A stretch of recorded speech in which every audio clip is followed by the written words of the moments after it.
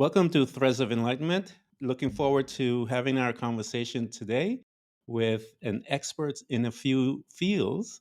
And first, I'm going to let Laurie introduce herself to you. And then we are, as we do here at Threads of Enlightenment, we're going to talk to her and get all of the good stuff.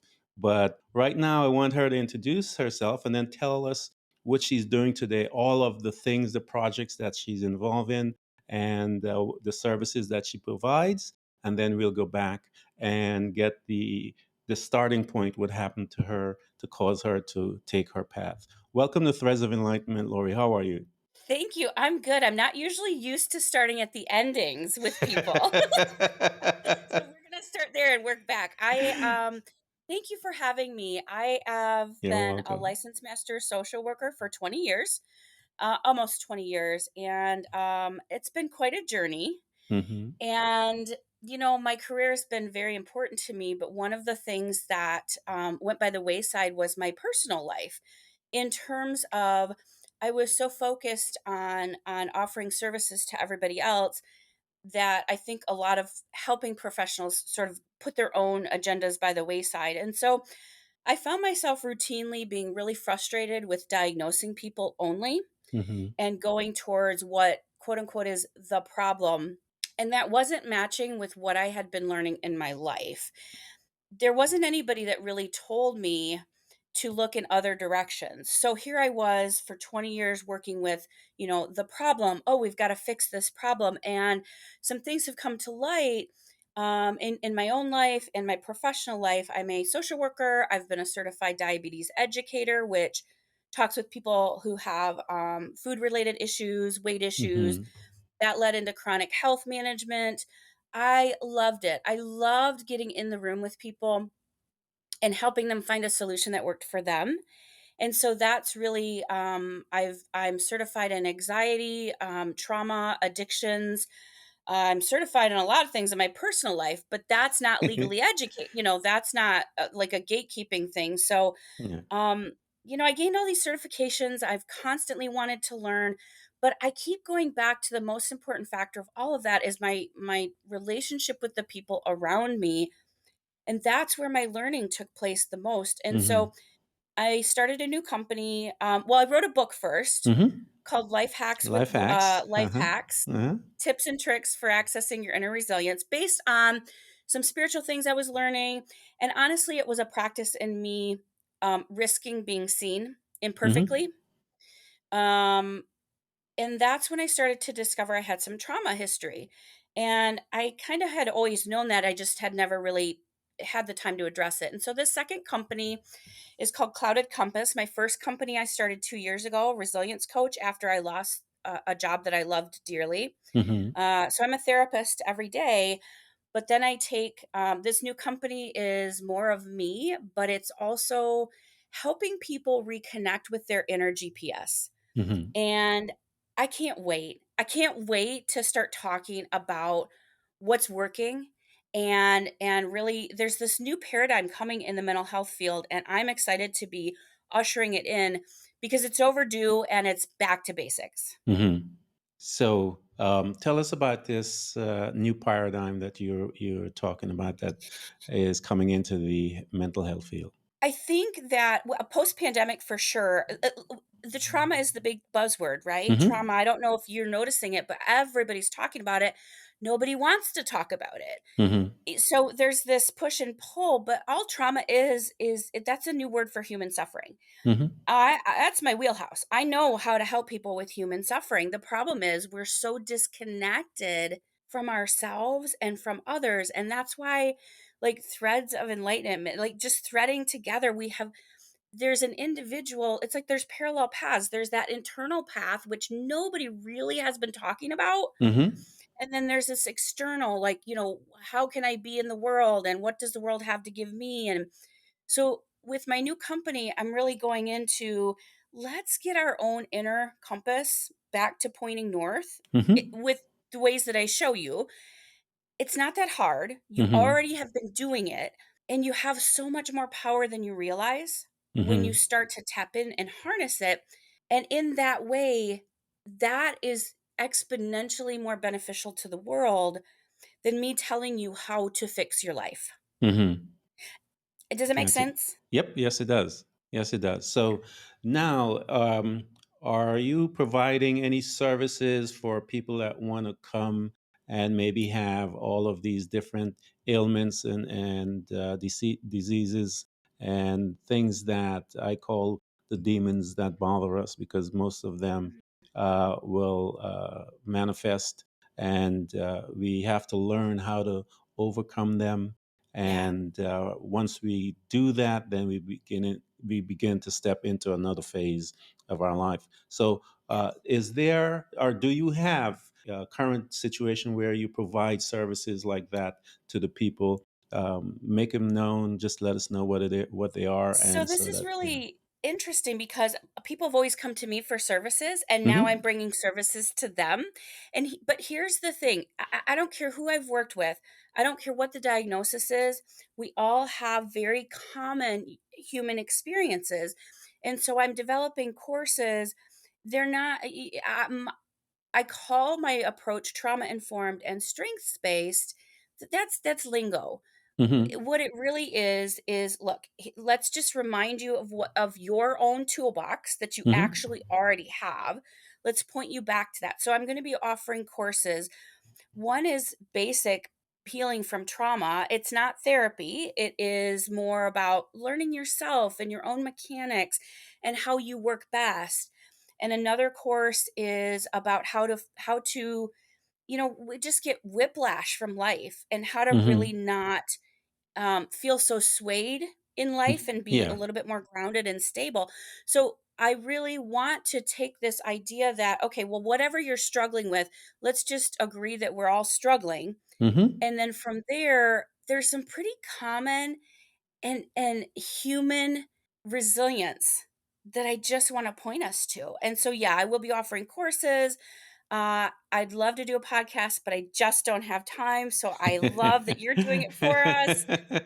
And, I just, part of it will be healing within a community and connection because that is, Hmm. we cannot exist without that connection to the outside world. And at the same time, for many of us with trauma, the outside world feels very abrasive, very Yes. assaultive, very Hmm. like we can't catch a break. And that's the bridge I want to be. And so I will be sort of like first intro level. Do you want Hmm. to look at what, let's get some tools going. And then if you need therapy, I do want to be that bridge to help you find your resources wherever you are, if that's what your journey is.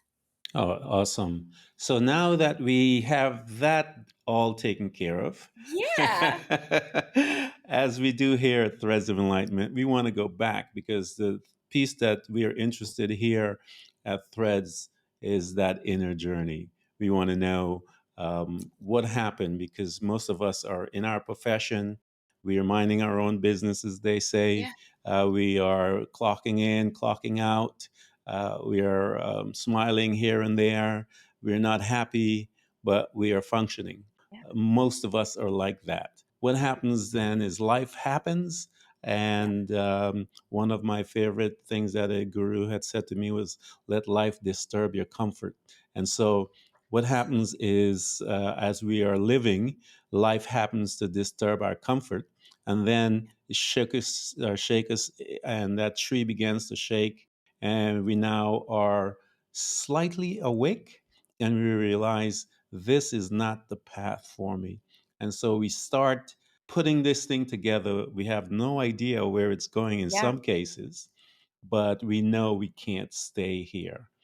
What was the incident that took place in your life that propelled you to start this path that you have just explained to us? A, I don't think it was just one, but B, I think it was very specifically one. So every day of my life has been just what you described. I don't know what's going on here, but I know I can't stay. Just really Hmm. feeling out of place, really feeling like there's just something else to life and that like I'm in the wrong environment and just out of place. I mean, that has been me. And over apologizing for it. Hmm. And then, we go through life and we hit our bumps and we keep going. And I've had so many experiences that have brought me to what I call another layer of the onion. Mhm. peeling back the onion. And in 2019, I had a yet another experience that brought me to my knees. It was a attempted suicide. I Mm. had discovered that I was involved in a helping. I'm going to put that in quotes, a helping system that was actively harming me. Mhm. But instead of listening to myself, I kept trying to perform and be what that system needed me to be. Mhm.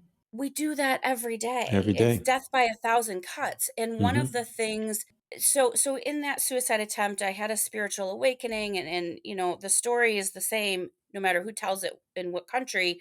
Something cracks your iceberg. Mhm. And so I came out of that very clearly knowing that the only way we are going to get through our own lives is to find a way that works for us, regardless of how that looks on the outside world. Yes.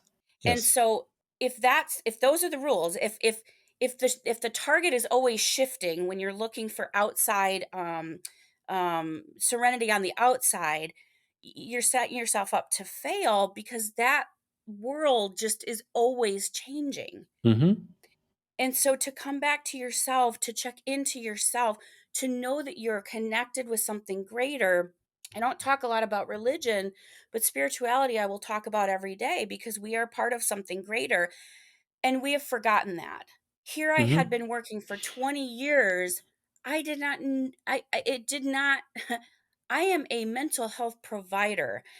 I didn't know until I was 44 that my ACEs score was an 8. And for those that don't know, an ACEs is adverse childhood experiences. So developmental trauma, and I started learning about trauma. Gabor Mate is, a really good resource for that. But this whole idea of trauma, like we life teaches us some things. Like we learn how to survive half of our life, like Mhm. just survive. Yeah. But then the rest of it is like, wait a minute, this has got to work for me if I'm going to survive.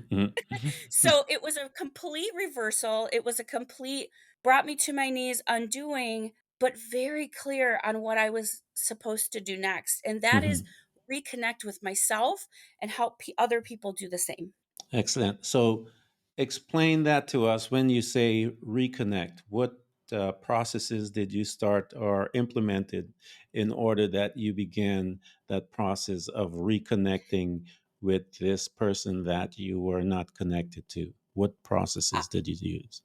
there are, I throughout my I started doing my practice differently, and that's means therapy. I started pointing people towards what was right with them.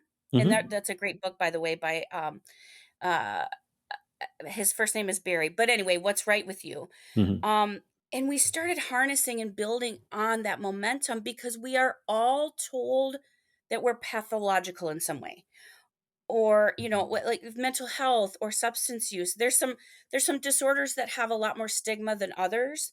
Hmm. And for anybody talking about mental health, if you just look at Prince Harry, I mean, the things that he could not talk about, he's one of the most privileged people in the world, and he couldn't, he didn't have permission to talk about his own mental health. Hmm. So there's a lot of tools that I use that are mind body. They're called somatic. Um, and then I got into Resma Menachem's work, My Grandmother's Hands, which talks about how we store these experiences in our body. And my whole point is to calm our nervous system. Hmm. And so I go through different ways to do that, but I do that honoring the indigenous cultures that I worked with. I've come up with a kind of a cheesy 4-point path, but Hmm. it's based on a compass. It's called, my company is called Clouded Compass, because I Hmm. feel like we're all honestly walking in an zombie apocalypse with our phones, and we are all, we don't know which direction we're going. Our compass that we look at, our guide, our GPS is a little bit clouded by the lens in which we see the world. And Hmm. we all have a different lens, and we're all confused, and we're all disconnected. So just really like harnessing, like finding clarity within the chaos is the tagline, Hmm. because actually that chaos has some slivers of gold in it Yep. for us that Yes. we can take and get real clear. And Hmm. it's not that hard. It's, I would call this harnessing a little bit more of the feminine energy. So for instance, I see the world as very um assertive and masculine and overt, and Hmm.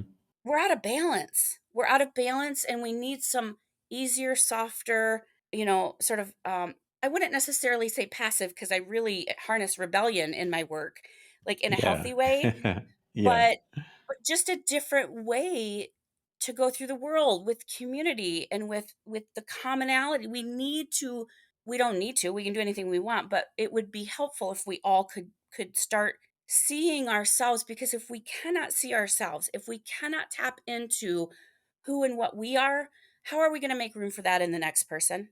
And that's why we Correct. have all this fighting going on. Hmm. Yep. Everyone, the principle that I've seen from all my different interviews and conversation with people, it's that a traumatic incident that starts them off. I think, just like anything, if you're building a house, you would start breaking ground, and So funny. it is a I use the house traumatic metaphor too. experience to begin to break the ground in order to build this house. And so usually that's what happened. There's something happened, and that breaking of the ground begins in order to begin to start the process of building this house. And one of the very first things after the surveyor comes and survey the land is break that ground. And that usually ends up where you have to look at yourself. You begin to do this self examination. And one of the things that I find very liberating, I know when I started mine, was the questioning of things. Why am I acting this way? Why am I Yeah. behaving this way? What is my process of thinking in this way? And begin to look at myself and begin to probe. And once I began to probe, there are certain things about myself that I liked and certain things that I knew I had to change ASAP. But a lot of times we don't know how to change it. And so then we Yeah. began to start to look. And I think what happens to us, as you mentioned, I call them life begins to lay these little crumbs to you. And you and I have to learn how to be in a space of awareness to, number one, be alerted that there are crumbs here. Number two, and then once we pick up these crumbs, now we begin to look at, okay, where is it leading me? And so sometimes we can figure it out, and sometimes we just make a turn or a conversation, and we're like, oh, sometimes it's a book, sometimes it's something we hear. So Yes. the key is that we have to be in this space of awareness and expectation, knowing that something is happening because I find these crumbs, and so I find that that journey of self love, that is the beginning of the journey in a sense. And until you get there, I don't see how you're going to get to anywhere else, because you have to deal with yourself first before you can even deal with someone else. I There's so much I wanna say about that. I call it unlearning. I think Hmm. every day of our lives, there's breadcrumbs leading us, and I would call that tuning into our internal GPS Yep. and really learning how to read it Hmm. and how what our own mechanics are. You use the analogy of the house. I love it. I really love, myths and storytelling and all of that. So I'm gonna take that because what I say is that, honestly, my whole life was lived in the basement of my house. Hmm. 4 walls, no windows, didn't know there was a stairway out. It just kept getting smaller and smaller. I just felt imprisoned and suffocated by my own head. Hmm. I have multiple mental health diagnoses. I've had substance use issues. I just kept feeling like there was no way out, helpless, hopeless, and powerless. Hmm. So I tell my current clients, nobody it's like somebody has to come along and say, "There's a first floor." Hmm. And then you get to the Hmm. first floor and you see windows, and Hmm. then you kinda learn, like, "Oh, there's a second floor with more windows and you can see farther." And then Yeah. pretty soon you get on the roof and you're like, "What? There are fields out there that I haven't explored? Like, what? There's so much more than I thought." Yeah. And we live our whole lives in that prison. We do so on purpose because it's a Yes. really good survival skill to Hmm. get through the world. Yeah. But the problem is we betray ourselves right out of our own lives. Yes. Yes. And so what I had found was that I was using substances. Everybody, we want to know how. We want to have the whole plan out before we start.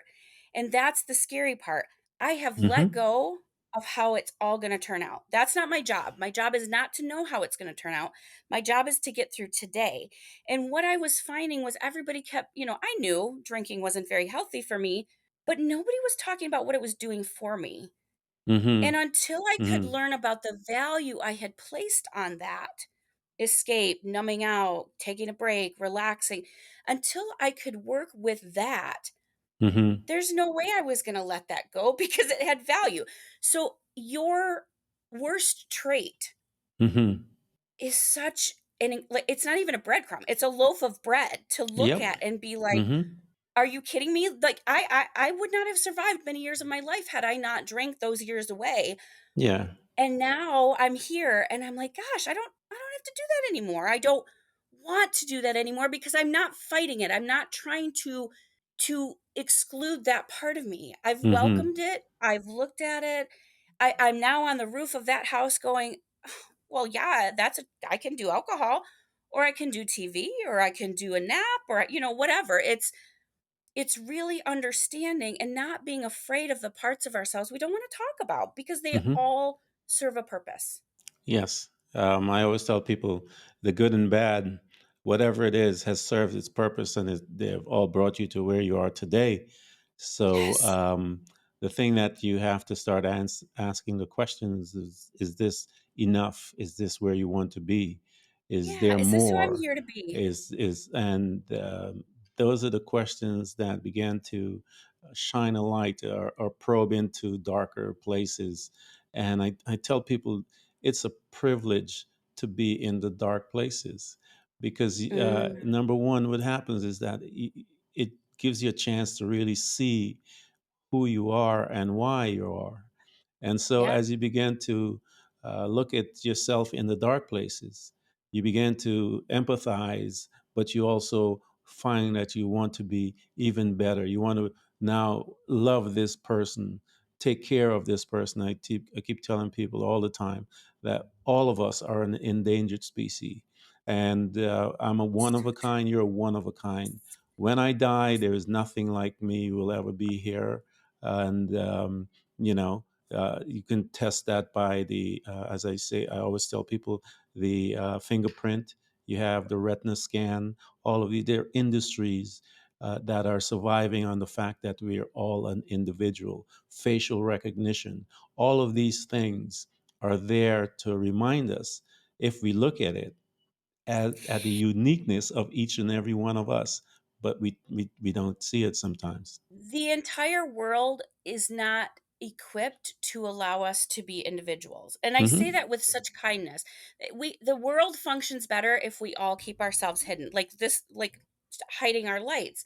Hmm. The problem is that, yeah, we can't ignore those lights, and I tell my client, again, I go back to the diagnosis. I've dealt with multiple diagnoses in the clients that I've worked with over the time, but when they come to me, what is most distressing in their life is that they're betraying themselves when you Hmm. look at that. And so what I say to them is, "Look, I don't have your answers. I shouldn't have your answers. You are the expert in your own life, and you don't even have to believe me. Here's how I know: 100% of the days you've lived so far, you have survived. Hmm. That is a really good track record because we feel like we feel like we need the answers from the outside world. Yes, Hmm. but they don't have our answers. They have some answers. But I Hmm. spent most of my life trying to be what I would call normal, and, I've started to accept that my brain is pretty neurodiverse, as I think everybody's is, to be quite honest. And I just think that why, why did I try so hard to survive? But what was the threat? Why wasn't it okay for me to be exactly who I was, how I was? You have value and worth regardless. And Hmm. nobody is reminding us of that. Yes, exactly. How did you come about to write this book? Okay, you're here, you've gone Yeah. through these things, the awakening that took place. So, how did you get from the awakening to, hey, let me write a book called Life Hacks, for wellness?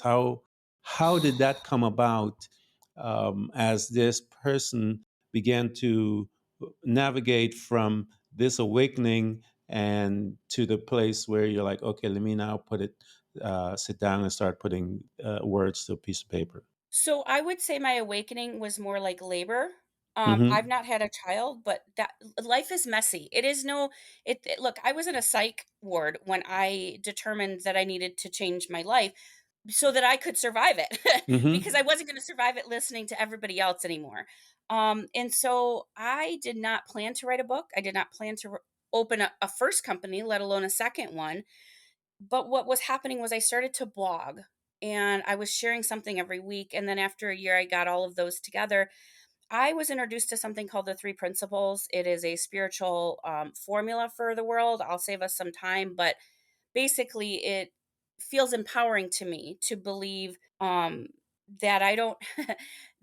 One of the basic premises is that there's a million, there's so many pieces of information that get filtered through our head on a daily basis, and on some level we're the ones picking out which thoughts to gnaw on and which thoughts to worry about. Mm-hmm. And it was so liberating for me to understand for the first time in my life that just because my mind was telling stories, I get to decide if I believe those stories and to what degree. Mm-hmm. A- And the story can change. Mm-hmm. And so through these writings, I just was sharing with people like how I was doing it, like the basic life hacks that I was using to start to make my world bigger instead of smaller with just experimentation and curiosity and interest and intrigue. And I've always loved adventure. I've always loved traveling. I will soak up a new culture in a heartbeat. And so sharing that with people was a joy. And this new company was built out of the love for that. And Mm-hmm. that no matter where I go, we're all the same. And every person I've met has been completely different. Oh yeah, the It's both. It's uniqueness both of and. all of us. Yeah, it's really funny. Do you have, as I mentioned to you about threads of enlightenment? We all have our personal journey, and that is exactly what it is.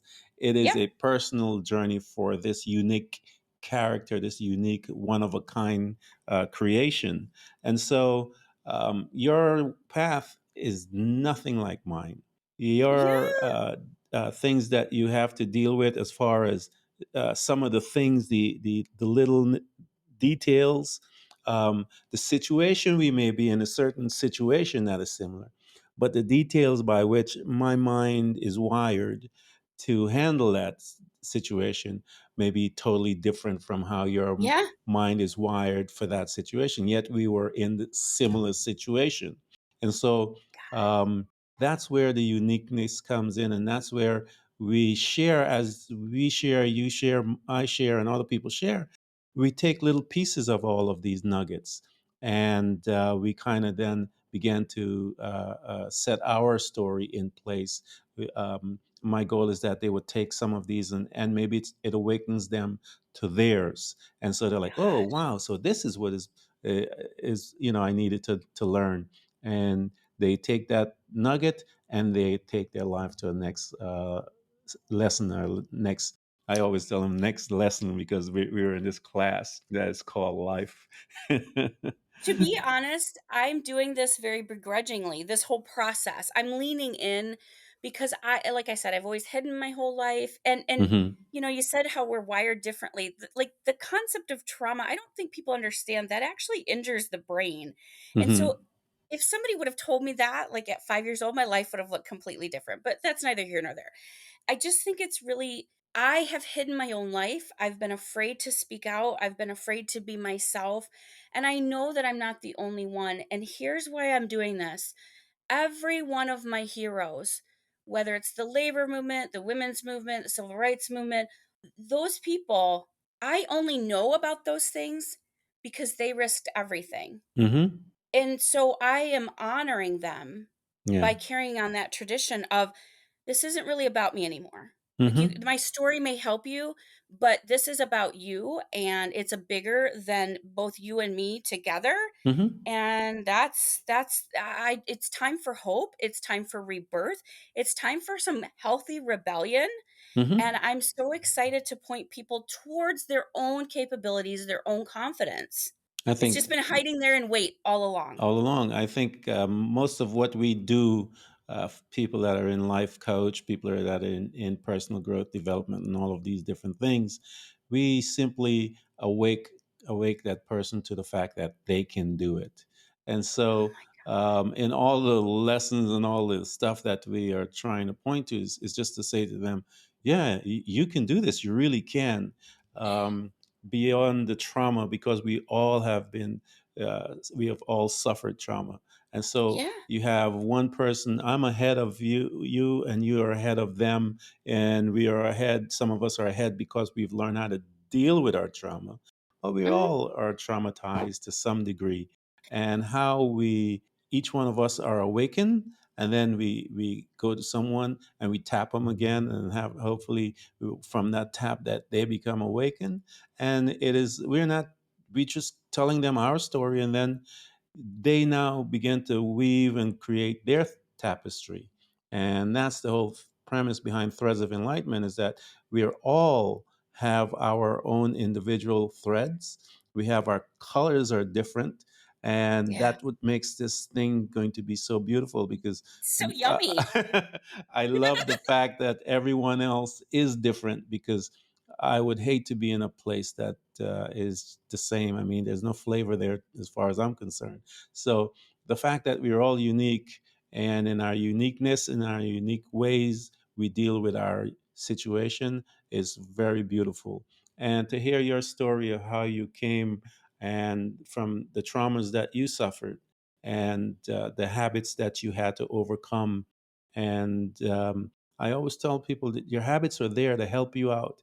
You used it to survive, and Yes. when you use it to survive, I think what we do, we have a tendency of really being unkind to ourselves, because of the type of stuff that we use to survive. And you could be better, you shouldn't do, and we kind of really beat ourselves down to the point where it takes us, in some cases, years to come out. But I think if you realize that I'm just trying to survive, and this is what I know right now, but I'm looking for a way out, I think you will come out much faster, and that you will become more aware. And so I try to encourage people that not to be kind to yourself. Learn to be kind to yourself, because that is a key. Um, because if you look at people to be kind to you, they'll use you. Well, I absolutely agree. I tell people all the time, let's stop bleeding our power out to the world Hmm. because the world doesn't that's not really helpful for us. Yeah. And that's how I got into my habit is because I was bleeding my power out every day with to anybody, anywhere, whoever, whatever. When you change from within, when you start looking at who's running the show in your brain, what part of you is talking all the time. I had a horrible drill sergeant. Mm. And I think the shame and the guilt, from trauma, we get told by the world that we're less than every day for whatever reason. Doesn't matter who you are. But if you look, we are now at least 3 to 4 generations in. No matter what culture you're in, there has been some trauma in those generations. And so we've really lost that balance of, you know, uh, none of us are very spiritual, which is spirituality is a function to help us have connection with other people. But stop bleeding your power away. When you start being kind to yourself, that actually empowers you Hmm. and kind of becomes a threat to the world in a good Hmm. way. Yeah. And then the world changes because the power is just spilling out instead of bleeding out. So I want people to get a little more strategic in how they use their own power. Hmm. And that's what a life coach and a teacher does. I always tell people, a perfect example is Jesus. Here he is. He takes these 12 men, and he teaches them, and then he says, "I'm going to die, and then I'm going to go away." And then he said to them, he says, "The stuff that I do, greater things than what I did, you're going to do." So we have to go back and see Yeah. what Jesus did. He walked on water. He got a fish to come out and bring money from the sea to pay his taxes. I mean, there's tons of stuff that he did. He healed the blind. He did this. Limbs grew. Um, and he turns to his students and says, "Oh, you guys will do, I better than that." And so that's what a teacher does. And so as a coach, the what and I've talked to so many life coaches and people and Yes. teachers and stuff like that, is that we tap them on the shoulder and say, hey, and we awaken that, and then they begin to do and create their threads, and then 2 years later they'll come to us and say something, and we lose our minds because we're so excited that they were able to take it to that next level. And so our goal is that a true teacher, a true life coach, is that they want to be able to take their that person and tap them on the shoulder and open them to their journey and have them come back and tell us, let me tell you something. I wrote a book. I got 2 books coming out. I got it. Yeah, it's so it's so liberating, and I just don't believe me. I want to show you how to believe yourself, Yourself. Yes. because I don't, again, like, I bet when you were talking about Jesus, I was thinking, I wonder how many of those things he actually thought he was gonna do. Like, Mm-hmm. pre-planned, knew how it was gonna turn out, like, because that's we all want the ending. Yeah. Well, you got the ending in the beginning of this, but the journey is so much more rich, and I Mm-hmm. had no idea I'd be writing a book or starting a business or living in Alaska or meeting Albanians. I mean, it's just I don't need to know that stuff. I just need to show up every day and be as much of myself as I can tolerate. In terms of, because my depression, I don't really want to dig into my depression, but Mm-hmm. I still need to show up that day and be with it instead of be afraid of it. Yes. Yes. So how let's dig into that depression. Yeah. Because there's a lot of people out there, and you being at a place that you have grown and are now able to empathize and reach to people that are in that situation with depression. Talk to the people a little about depression and principles to deal with depression, things like that, so that we can hopefully reach someone by the knowledge that you have. Tell us a little about this, how you dealt with that, and what's some of your lessons that you learned. For much of my life, people told me depression was something that was wrong with me. Mm-hmm. And I honestly, without making a joke about it, think I came out of the womb depressed because I was colicky as a child. I couldn't be calmed. There was not a lot of nurturing because it was just such, whatever. I have that depression is the basement I was talking about in the house. Mm-hmm. Depression is not knowing how you're going to get out, not feeling like you can get out, feeling like you just don't know what to do next. But here's the thing, depression is deep rest. Mm-hmm. When you there is no productivity without deep rest. And so Mm-hmm. it is a condition, it is a state, it is like taking a picture. That's what it looked like at the time, but that's not what it has to be all day every day. And you don't even have to try that hard. It's not, it can consume you. But most of the reasons we struggle with our mental health is because we're afraid of it. Mm-hmm. Look, if I came off a vacation where I was in driving for 8 days, 20 years after the last road trip that I took, and I had severe back pain. That severe back pain, chronic illness, told me, you may want to do 80 things today, but we're going to be lucky if we do one. And Mm-hmm. why isn't that okay? Why isn't it okay when we have a couple down days where we really don't want to get out of bed? That's not Yeah. pathological. That's Yes. absolutely normal Normal. for the Mm-hmm. world that we live in today. And Mm-hmm. what I want to say to everybody is that's not a permanent state, Mm-hmm. even in a 24-hour day of depression. There's an opportunity, not that you have to try very hard, but if you look at your Facebook, I'm sure you can find a funny meme. It may not seem that funny in depression, but you laugh, maybe if you're on a good day. You definitely breathe. You have so many opportunities to care for yourself, which somehow feels like all kinds of wrong. Look, I am doing this podcast in a fuzzy blanket because it's morning, because that calms the nervous system. If you're Mm-hmm. this is why kids have stuffed animals. This is why people love their spouses, because that releases something called endorphins and feel good hormones and safety hormones. And what the key issue I see today is we are all overstimulated. Mm-hmm. And when we are you cannot operate at that frequency sustainably. So you're either going to have depression, or you're going to go the Mm-hmm. other way and have Go the other anxiety, way. or you're going Mm-hmm. to have ADHD, and just, you're going to have all kinds of stuff that we can call it. But what we really need to call it is being out of balance. That's Mm-hmm. it. Yeah. That's it. And it's a gentle process. It's an unlearning. It's a making friends with these things. My depression has been a constant companion. I've had different medications for it. I'm actually on a lot less medications for it today because I have so many other tools that I want to share with people. Basic tools like making sure you're doing breathing exercises every day because there's really good reasons to do that. Mm-hmm. Looking at the sky, getting your vitamin D, listening to your favorite song, finding a theme song when Mm-hmm. your depression comes on. The only way I can get myself to do dishes is to listen to my radio, because that tells my nervous system this is not a threatening situation.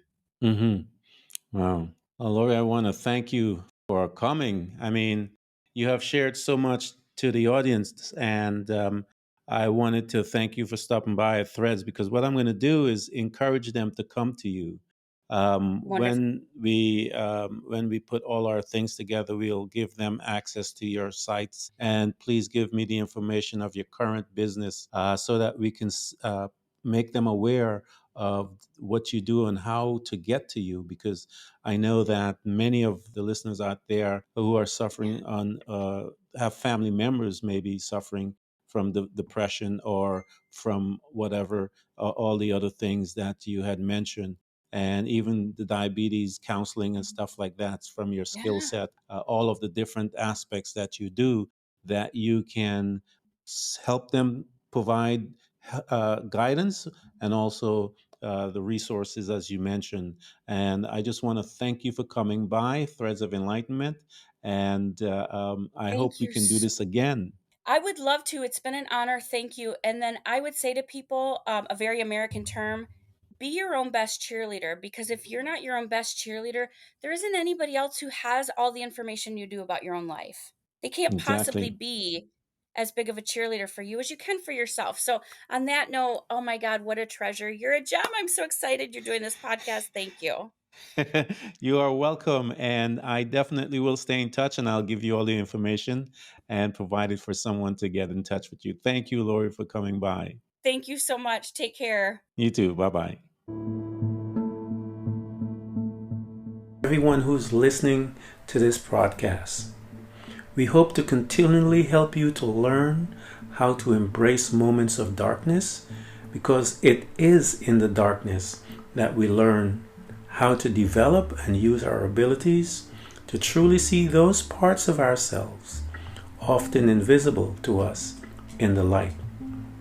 It becomes your responsibility to navigate through all of your trials, to find out who you truly are, and begin your journey to loving yourself, which is possibly one of the most difficult things you will ever do in your life. To love yourself and to find the real you. But always remember to enjoy the journey. Thank you for coming by. Please subscribe. And if you can support us financially, we deeply appreciate it.